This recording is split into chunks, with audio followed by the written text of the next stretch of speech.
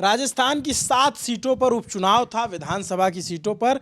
और उपचुनाव में कौन जीता, इससे ज़्यादा दिलचस्पी लोगों की ये जानने में है कि उस नेता का क्या हुआ जिसने एसडीएम को भरे चुनाव थप्पड़ मार दिया था। उस नेता का क्या हुआ जिसके लिए उसके भाई ने अपनी पार्टी में लड़ाई लड़कर टिकट दिलवाई। उस नेता का क्या हुआ जिसके पिता सांसद बन गए और वो चुनाव लड़ा तो नतीजे क्या रहे। उस नेता का क्या हुआ जिसके पति सांसद बने तो वो सीट जो विरासत की मानी गई उस सीट पर क्या हुआ।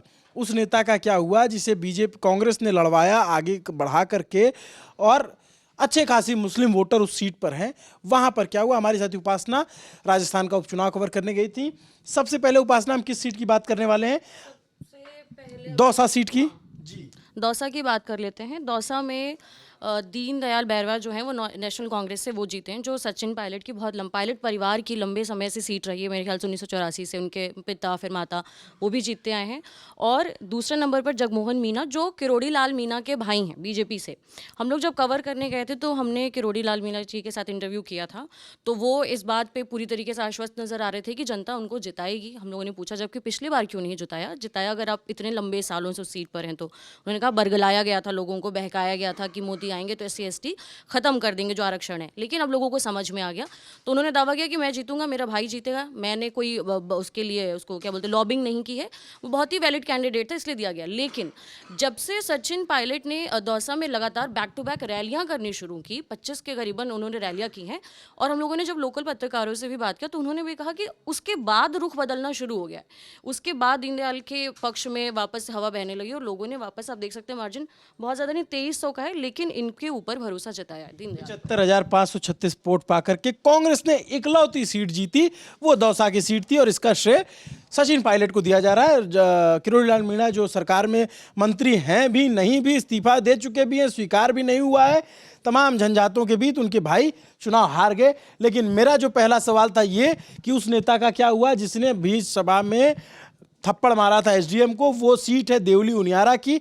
इस सीट से चुनाव लड़ रहे थे नरेश मीणा इंडिपेंडेंट कैंडिडेट के तौर पे, जिन्होंने थप्पड़ मारा था और बहुत विवाद हुआ, इनके ऊपर मुकदमे भी हुए। लोगों ने कहा कि ये कैसी जहालत है कि अधिकारी को थप्पड़ मार दे रहे हैं। इस सीट पर क्या हुआ है उपासना? नरेश मीणा देख सकते हैं आप 41,121 वोटों से हारे हैं और ये विनर हैं भारतीय जनता पार्टी के राजेंद्र गुर्जर। बहुत ज़्यादा जैसे मुझे लगता है कि जिस हिसाब से इनकी प्रतिक्रियाएं लोगों ने देखा और उसका नतीजा मुझे वोटों में साफ साफ दिखाई पड़ रहा है। इंडिपेंडेंट हालांकि कैंडिडेट है और तीसरे नंबर पर आए हैं नेशनल कांग्रेस। वोट 69,000 का, पहले जो विनर है उसके साथ इनका मार्जिन 69,000 वोटों का है।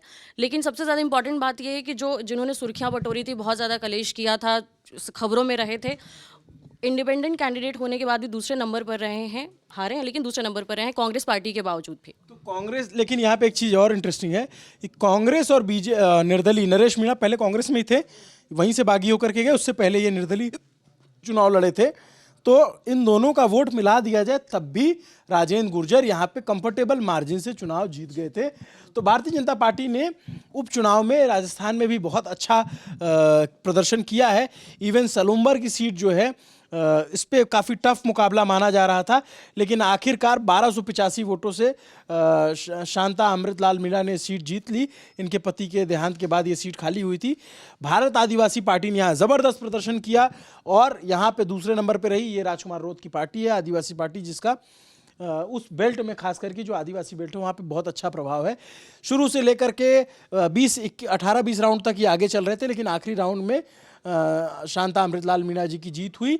इसके अलावा जो 84 विधानसभा है, यहाँ पर अनिल कुमार कटारा चुनाव जीते हैं भारत आदिवासी पार्टी से। जैसा हमने बोला BAP, इन्होंने बहुत अच्छा प्रदर्शन किया, 24,370 वोटों से चुनाव जीते। इसके अलावा जो एक और सीट है उस पर हम बात करना चाहेंगे, वो सीट है रामगढ़ की। यहाँ पे मुस्लिम आबादी बहुत अच्छी खासी संख्या में है। यहाँ पर भी बीजेपी ने एक मजबूत दमदार कैंडिडेट दिया, सुखवंत सिंह। यहाँ से 1 लाख से ज़्यादा वोट हासिल किए इन्होंने। 13,000 वोटों से अपनी जीत की मार्जिन सुनिश्चित की और ये सीट जीत चुके हैं। और जो इंटरेस्टिंग सीट है वो है खिवसर, उसकी बात बाद में करेंगे। पहले झुंझुनू, जहाँ से ब्रजेंद्र ओला कांग्रेस के सांसद हैं, उनके बेटे अमित ओला चुनाव लड़ रहे थे। इस सीट पर क्या हुआ?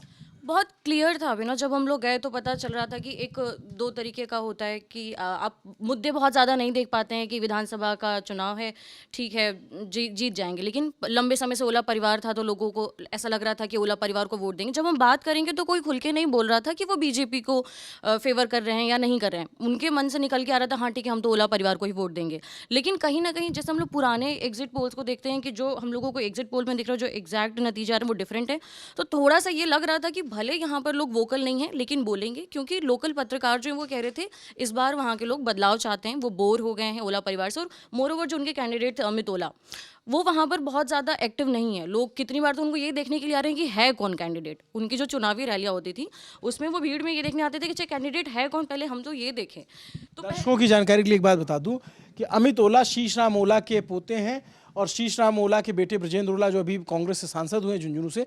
शीश राम ओला लेजेंडरी लीडर रहे, कांग्रेस के स्टालवर्ड लीडर माने जाते थे उस इलाके से, कई दफ़े सांसद रहे, मंत्री रहे और उन्हीं के परिवार की लेगेसी यहाँ चली आ रही थी। लेकिन उस लेगेसी को यहाँ राजेंद्र बंबू ने और राजेंद्र बाबू ने तो तोड़ा है। और जो सबसे तीसरे इंटरेस्टिंग कैंडिडेट थे राजेंद्र सिंह गुड़ा, interesting candidate and interesting character, sorry candidate नहीं कैरेक्टर ही बोलना चाहिए, क्योंकि जब हमने उनसे इंटरव्यू लिया तो उनका जो कॉन्फिडेंस था वो ऐसा था कि अरे हम कुछ नहीं, हम जीत के ले आ रहे हैं, हमको सारा समर्थन मिलने वाला है, मुसलमानों का कोई झंडा बरदार नहीं होता है, हम उनके साथ रहेंगे। और आप जो उनका वोटिंग देखेंगे 38,751 वोट मिले उनको, विनर से 50,000 का मार्जिन है। वोट कटवा कहा जा रहा था इनको, एक्चुअली इन्होंने लगता है वोट काटा ही। अगर इनका हम मार्जिन मिला भी दे रहे हैं 40-70, तो भी अगेन राजेंद्र बांबू ही जीत रहे थे अगर इनका ये वोट नहीं काटते कांग्रेस का। हालांकि कांग्रेस इन पर वोट लगा रही थी कि बीजेपी के लोग हैं, ये हमारा वोट काटने गए हैं। ये अभी तक क्लियर नहीं है कि इन्होंने किसका वोट काटा है, लेकिन भारतीय जनता पार्टी को जरूर फायदा मिला है। और क्या देखा उस सीट पे?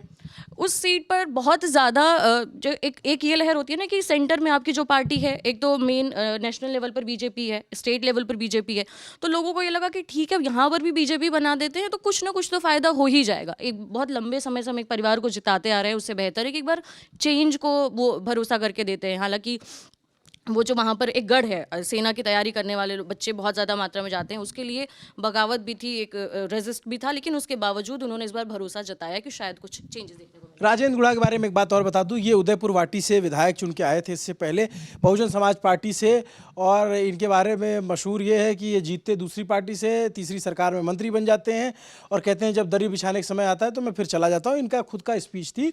और जब आपको याद हो कॉन्फ्लिक्ट हुआ था अशोक गहलोत और सचिन पायलट के बीच में, तो ये वही नेता हैं जो शांति धारीवाल के लिए कह रहे थे कि डोकरों का अलाइनमेंट हिल गया है, मतलब उनको बुजुर्ग को वहाँ पे बूढ़े लोगों को डोकरा कहते हैं। तो चूंकि मुझे थोड़ी बहुत राजस्थानी समझ में आती है तो ये बोल रहे थे कि डोकरों का अलाइनमेंट हिल गया है। तो ये वही वाले नेता हैं, लाल डायरी लेकर के घुमा करते थे, अशोक गहलोत के खिलाफ खूब लंबा चौड़ा मोर्चा खोला था। तो ये पिछला चुनाव उदयपुर वाटी से हार गए। इस चुनाव में भी ये अपनी सीट छोड़ करके चुनाव लड़ने के लिए आए यहाँ पे झुंझुनू से, अपनी ताकत दिखाई। 38,751 वोटों भर की इनकी ताकत थी। अमित ओला को मिले 47,577 वोट। राजेंद्र बांबू जो हैं वो 90,425 वोटों से कांग्रेस का ये किला ढहाने में कामयाब हो गए। अब रही बात खियूसर सीट की, जो पूरे राजस्थान की सबसे चर्चित और सबसे हॉट सीट मानी जा रही थी, क्योंकि यहाँ से हनुमान बेनीवाल चुनाव लड़ते थे, राजस्थान के एक चर्चित चेहरा। उनकी पत्नी यहाँ से चुनाव लड़ रही थी। इस सीट के बारे में हम अलग से बात करेंगे, अलग एक दूसरे वीडियो में। आपको ये पूरी जानकारी कैसी लगी कमेंट करके जरूर बताइए। इस सीट पे अलग से बात करना इसलिए ज़रूरी है क्योंकि यहाँ पे कई सारे फैक्टर काम कर रहे थे। नमस्ते, मेरा नाम अभिनव पांडे, मेरे साथी उपासना वर्मा, जिन्होंने आपको पूरी जानकारी दी। देखते रहिए दी लर्निंग टॉप। शुक्रिया।